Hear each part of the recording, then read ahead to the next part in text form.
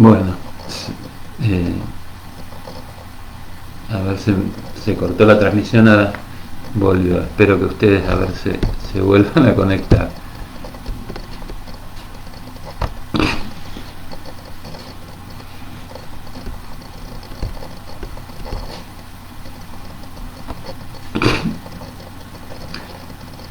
Bueno, espero 2 minutos y seguimos con el texto.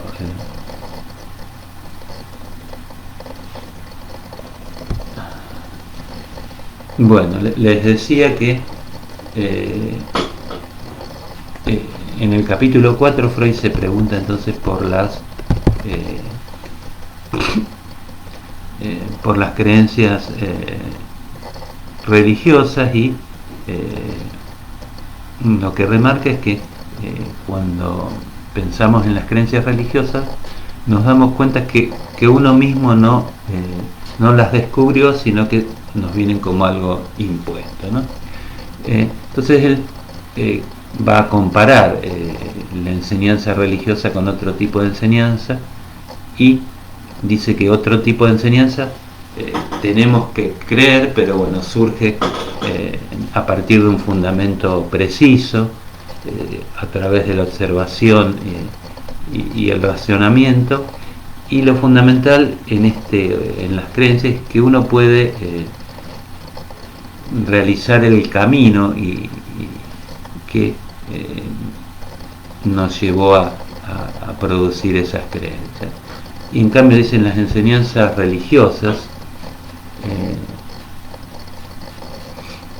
creemos porque los antepasados han creído, el origen de esas creencias es bastante incierto, es bastante dudoso y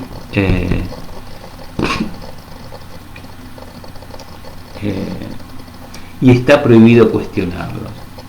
Entonces esto de que el origen es bastante dudoso, que está prohibido cuestionarlos, y en la comparación con una enseñanza más racional, vamos a llamarla así, Freud dice se nota la fragilidad de las creencias religiosas, ¿no?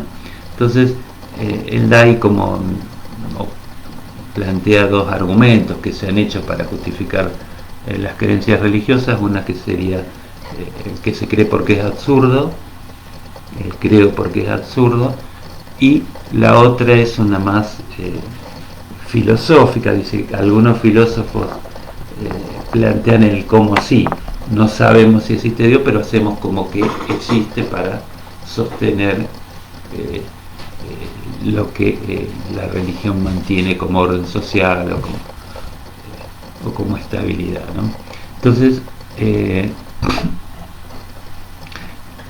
Freud se pregunta, si no parten de la razón, ¿en qué se fundamentan las creencias religiosas? Y ahí Freud plantea que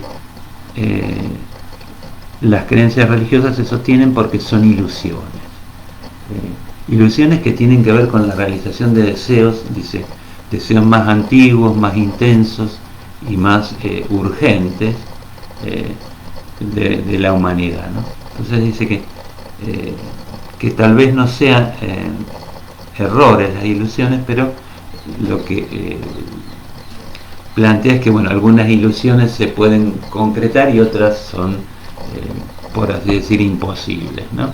Entonces Freud no va a discutir tanto el valor de verdad, dice, de algún modo lo está discutiendo, pero que lo que va a plantear así como característicos de las ilusiones que serían el intento entonces de cumplir un deseo infantil, ¿no? Entonces la fuerza de las ilusiones viene de esa fuerza del deseo infantil, ¿no? Y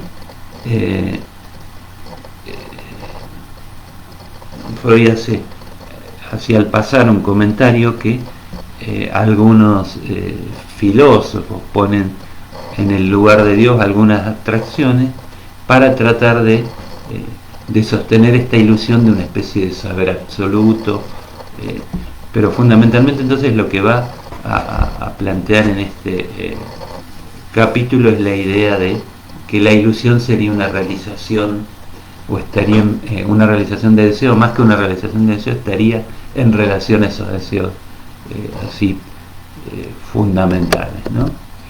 Y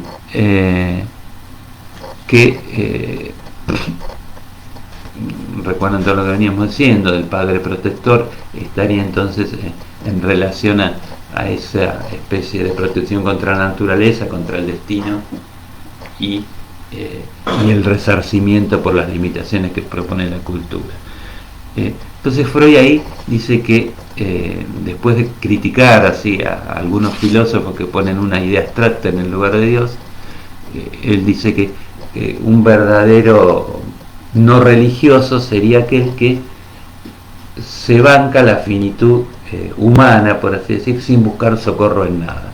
Aquel que se banca los límites o que acepta, bueno, la idea de la finitud humana, la idea de la muerte, la idea de que no hay un destino prefijado y que no hay una justicia divina, ¿no?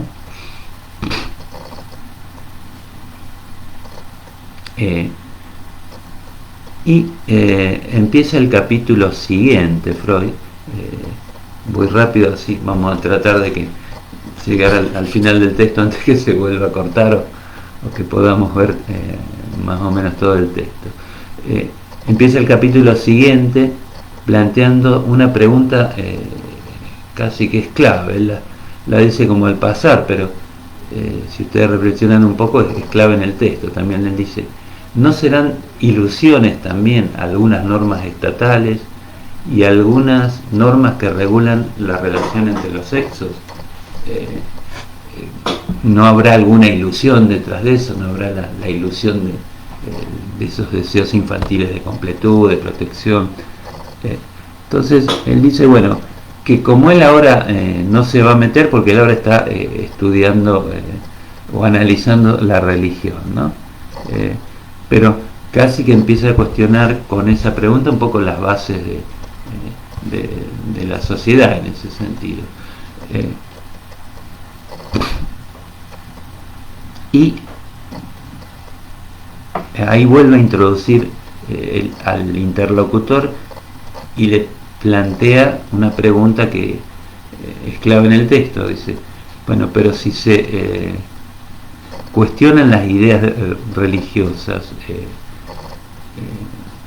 no se cuestionaría un poco todas las normas sociales y no habría peligro, dice, de que los seres humanos sin inhibiciones ni angustia empiecen a hacer lo que se les antoja. Y entonces Freud ahí empieza a responder a esta crítica, y por un lado dice, bueno, que lo que él está diciendo de la religión ya lo han dicho otros y no ha sido tan terrible, ¿no? Otra cuestión que plantea es que las normas que produce la religión son muy estrictas y que la misma religión tiene que ablandar un poco esas normas para sostenerse, ¿no? Y la otra cuestión que plantea es que se sobreestima un poco el valor de la religión. Dicen, en sociedades muy religiosas los hombres no fueron ni más felices ni más morales. Como que por más que las sociedades basadas en lo religioso, dice, no aumentó la moralidad ni la felicidad del hombre, ¿no? Y dice que si se cuestiona la creencia religiosa, o mejor dicho, dice que ya la ciencia en la época de Freud está cuestionando las creencias religiosas, y en los vamos a llamarlos así, en los intelectuales parecería que eso no produjo tales efectos destructivos, y que el problema sería en la que habla de las masas, pero piensen más en términos más como lo describen en psicología de las masas, ¿no? ese fenómeno de la identificación en relación a un ideal, ¿no? Y ahí él dice, bueno, habría dos alternativas, si se cuestiona la religión y se termina con, con las creencias religiosas, se podría producir una rebelión, o también habría que pensar en modificar el vínculo, dice, entre la religión y la cultura. Y ahí hace el salto al capítulo 8, donde lo que es el planteo fuerte también de Freud en el texto. Él dice que si dejamos de tomar las normas culturales como si fueran algo sagrado y las pensamos como algo humano, podemos mejorar las leyes y podemos reconciliarnos con la cultura. La idea que plantearía Freud pasa entonces de lo sacro a lo humano, ¿no?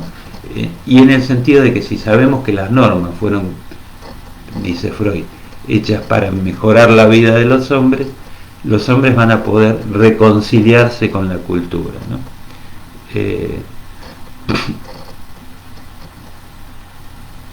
Y entonces ahí plantea que después de decir esto, que me parece como uno de los puntos clave, yo lo resumo como diciendo pasar de lo sacro a lo humano. Después de esto Freud comenta que la religión es de algún modo una reminiscencia del desarrollo de la cultura, y entonces dice que contienen una verdad histórica que tiene que ver con todo esto que dijimos, con lo que él plantea en Totem y Tabú, que dijimos del desarrollo de la religión, ¿no? Dice una verdad histórica deformada. Y ahí hace la famosa comparación entre la religión como una neurosis obsesiva de la humanidad. Dice, todo niño tiene que pasar por este momento de dominar sus pulsiones, y compara entonces las creencias religiosas con una especie de neurosis obsesiva de la humanidad. Y agrega también que, bueno, dice, no se agota la comparación en la analogía entre la neurosis obsesiva y la religión, sino que en la religión, dice, también hay una desmentida casi alucinatoria de la realidad a veces, ¿no? Y lo que propone entonces es que en vez de rever esta verdad histórica que plantea la religión por vías de la represión, se haga un camino intelectual, ¿no? Tratar de pensar, como hizo él a lo largo del texto cuando habla de la religión, cuál es el camino que formó la religión, ¿no? Desde la razón y no desde la represión, dice Freud. Ahí termina el capítulo y aparecen nuevas objeciones de este interlocutor. Por un lado, le dice a Freud si ¿por qué publica el libro? Si en algunos de los pasajes del texto dice que no cree que lo que él diga va a cambiar la fe de los creyentes, y él le dice que, bueno, los que tienen fe van a seguir teniendo fe por más que publique el libro, pero él dice, apuesta un poco a que aquellos que cumplen las normas solo por temor al castigo y en algún momento ya dejan de creer, dice, pueden caer en el desenfreno, ¿no? Esa es una de las primeras cosas. Y después el interlocutor le dice, o le cuestiona si usted supone que las pasiones triunfan sobre la inteligencia. ¿Para qué dice todo esto? Y él dice, bueno, lo que pasa es que a los niños se los educa en una edad temprana, donde todavía no están en condiciones de reflexionar sobre estas cosas, y ya cuando están en edad de reflexionar tienen estas creencias fuertemente instaladas. Y ahí hace un comentario interesante también. Él plantea que, ubíquense en la época en que escribe el texto, él dice que a los niños se los educa negando o silenciando lo que tiene que ver con la sexualidad. Plantea ahí el tema de la represión sexual. Se los llena de inhibiciones religiosas, dice, y se genera también con este tipo de educación la lealtad política, él dice la lealtad al rey, ¿no? Pero está planteando un poco, bueno, esta idea de no poder cuestionar determinadas normas que ya se forma con la educación religiosa. Y entonces ahí sigue argumentando, aparece de nuevo el interlocutor y le plantea que las revoluciones no han tenido a lo largo de la historia buen éxito, mucho éxito, y Freud le plantea, bueno, no se puede